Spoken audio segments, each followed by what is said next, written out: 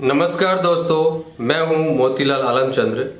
आज मैं सांची, जो बहुत ही हमारा महत्वपूर्ण दर्शनीय स्थल है, पुरातात्विक महत्व के रूप में बहुत अपनी विशिष्ट पहचान रखता है। सांची में मुख्य रूप से 3 स्तूप स्थित हैं। स्तूप क्रमांक 1, जिसे मुख्य स्तूप कहते हैं, इसमें भगवान बुद्ध की अस्थि या अवशेष संचयन किया गया है।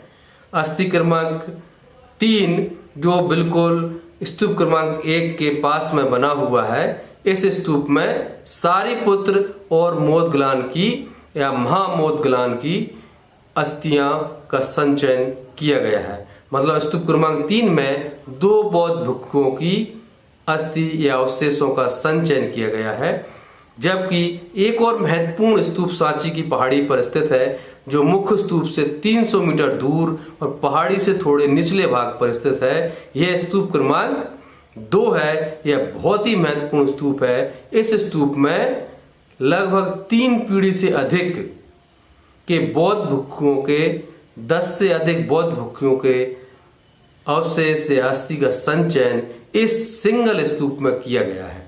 मतलब आप समझ सकते हैं, स्तूप केवल एक बौद्ध भिक्षु या एक अरहत के अस्थि या उनका सामान या उनके अवशेषों के ऊपर ही नहीं बनाया जाता।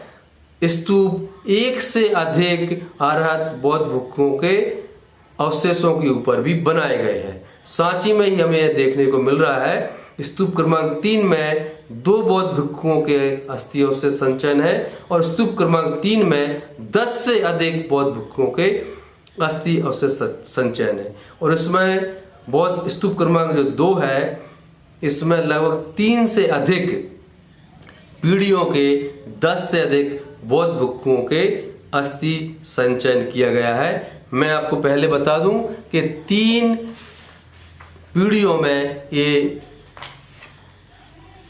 3 पीढ़ियों में कौन कौन बौद्ध भिक्षु रहे हैं। तो इसमें अपन चलते हैं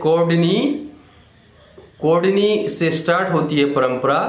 कोडनी के पुत्र गोटी पुत्रा, बच्ची, सुविजयता, इनके अस्थि संचयन इस स्तूप पर संचयन किया गया है। मैं बारी बारी से सभी बौद्ध भिक्षुओं जिनका स्तूप क्रमांक 2 में संचयन किया गया, अस्थि का संचयन किया, अवशेषों को संचयन किया है, मैं आपको बताता हूं। सबसे पहले कश्यप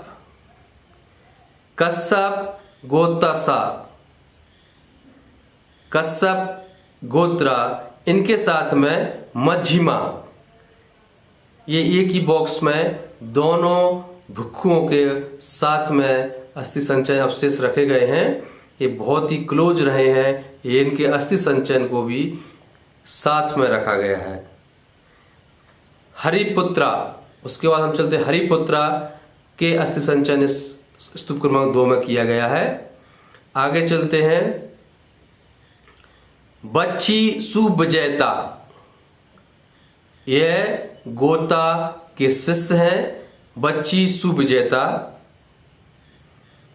काकानावा प्रभासना। और आगे चलिए आप महावनाया, इनके भी अस्थि संचयन यहाँ पर किया गया है, अवशेष संचयन किया गया है। और आगे चलेंगे आप कोडिनी पुत्तरा या कोडिनी पुत्तसा। कोडिनी को कोहुडिन्या पुत्रा भी लिखा गया है। और आगे देखेंगे कौशिकी पुत्रा, इनका भी अस्थि संचयन यहाँ पर है। गोटी पुत्रा, मोदगला पुत्रा या मोगली पुत्तसा,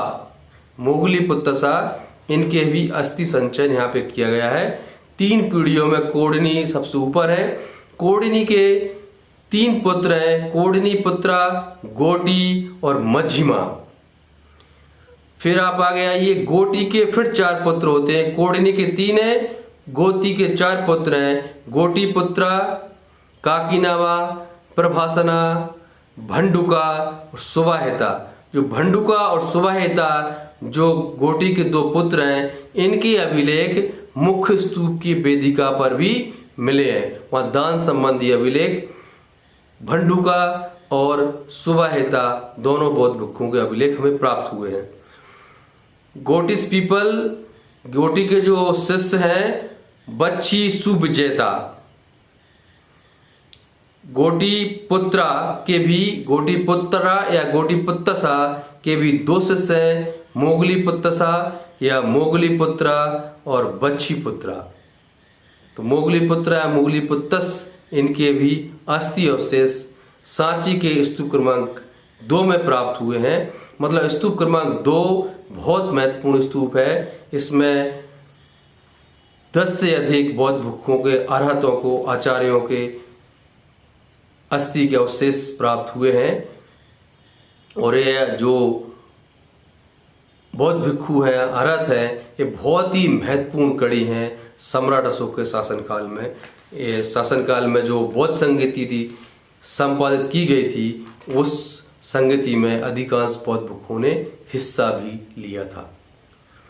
इसलिए और ये बहुत महत्वपूर्ण, उनका जो आर्किटेक्ट है, इनको बनाने का जो स्थान है, सबसे ऊपर आप देखेंगे भगवान बुद्ध का स्तूप है, जो स्तूप क्रमांक 1 है। उसके पास में सारिपुत्र मोगलान की अस्थि संचन रखा गया है, क्योंकि समय काल के हिसाब से और बुद्धत्व के हिसाब से भी बुद्ध के सबसे नजदीक सारिपुत्र और महामोदग्लान रहे हैं। समय के और थोड़ा आप दूर करेंगे तो इसमें आपका कश्यपा, मध्यमा, बच्ची सुविजेता आदि या गोटी पुत्रा या गोटी आदि समय में के हिसाब से बाद में उत्पन्न हुए हैं। और सारिपुत्र और भगवान बुद्ध के बुद्धत्व के से थोड़े जूनियर होने के नाते इन्हें पहाड़ी के निचले भाग में इनको स्थान दिया गया है। निचले भाग में स्तूप बनाया गया है, जो भगवान बुद्ध के स्तूप क्रमांक 1 से लगभग 300 मीटर दूर है। इस प्रकार यहाँ भी ज्ञान के आधार पर प्रोटोकॉल अपनाया गया है। आप देखिए आज से हजारों साल पहले भी किस तरह से प्रोटोकॉल का पालन किया जाता रहा है। आप बौद्ध भिक्षुओं के नाम यहाँ पर जो दिए गए हैं, उन्हें धम्म लिपि में लिखिए, सीखिए और इनको पढ़िए। फिर मिलेंगे दोस्तों। साधुवाद।